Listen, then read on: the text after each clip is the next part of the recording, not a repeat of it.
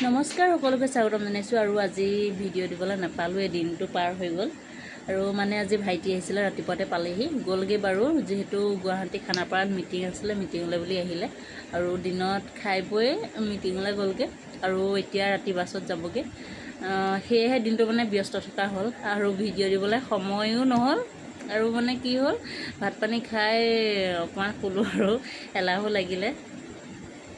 আজৰি হৈ এতিয়া ভাবিছোঁ ভিডিঅ' এটা দিয়াই নহ'ল দেখোন আজি আৰু সেয়েহে বোলো মোবাইলটো আনিছোঁ আৰু এইফালে শুনক পঢ়ুৱাবলৈ আৰম্ভ কৰিছোঁ আজি তাক স্কুলো নপঠিয়ালোঁ খুৰাক আহিব বুলি হয়নে দেহা চুচুৰা আহিব বুলি স্কুলো নগ'ল আজি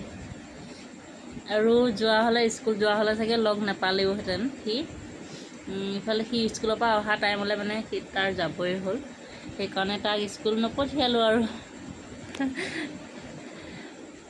তাকে সকলোৱে চাহ তাহ খাই আজৰি হ'লেনে আমি চাহ তাহ খালোঁ বাৰু দেই